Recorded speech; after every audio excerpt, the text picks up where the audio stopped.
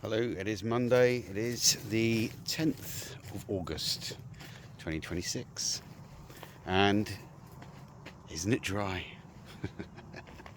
Dry. Coming up to our fifth heat wave, Unprecedented weather. When's the last time we have consecutive dry blue skies? Well, not so many blue skies constantly this time, but that would have been during the scamdemic, when they conducted a great big test to see who would go out and who wouldn't, and who would be tempted by the glorious weather. So yes, I think we're approaching probably the third month now of no rain. I live in the southeast, in Buckinghamshire, and we have literally had, one tiny little flurry overnight about a week ago, and that was after literally a little 3-minute flurry in the day. And as you know, if you watch my channel, I do a lot about the old spraying, and you might have noticed that today there was a shit ton of it. Absolute shit ton of it. So how is this relating? It's weather engineering. Those lines that linger all day and then spread out to form a thin veil across the sky, they didn't used to exist during the 80s. Just didn't exist. But they started putting it in cartoons, in Disney cartoons in particular, to normalise it so that people wouldn't question. Kids that were growing up wouldn't question what was going on. Because this is part of a great plan. Not a great plan, shall we call it a huge plan. And that is to control us, everyone.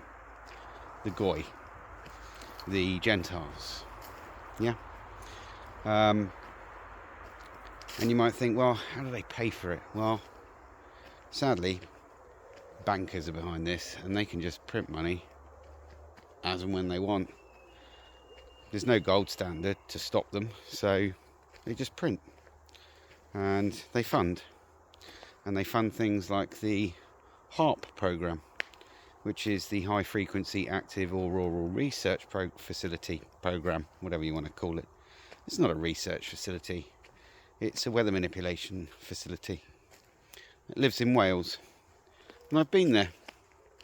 It's an interesting place.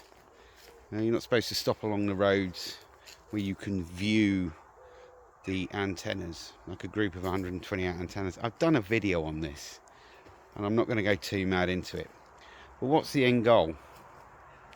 Well, the reason why they're manipulating the weather is because, in essence, people won't think that the globalists are behind it. They'll think, well, it's just the weather. It's just a freak weather event. There's nothing of the sort. Literally nothing of the sort. So they can create food shortages and water shortages. It's funny that, people don't get it. They just don't get it at all. That's what it's there for. I'm currently walking under what appears to be a thin veil of cloud, but I'm not. It consists of nothing but plain trails, okay, that have spread out and become this thin veil of cloud. And you can see, like, over there, they've added to it, okay, and up there, you've got the reminiscence. Another one. Now, people might think I'm bonkers. It's fine. I've done my research. I know this is what's going on. Because if you want to really control people, it's not about digital ID, although that's obviously an end goal and isn't going anywhere, as I said in one of my last videos. But you really need to control their essentials, and that is water and food. That's why you're seeing a lot more seedless produce on the shelves. Produce without seeds, that's not natural. That's genetically modified to not produce seeds. And why is that? So that we can't take our fruit seeds and grow them and become self-sufficient. It is all about control, and it doesn't matter who's in power. These people fund these things, and there's not a lot we can really do about it, apart from boycott anywhere that sells seedless fruits. You know, it's a bit of a no-brainer really, but people are just too happy ambling along in their little bubbles, struggling to make ends meet. I mean, that's not really a happy thing, but that's the bottom line. It keeps you, if you're poor, easy to control.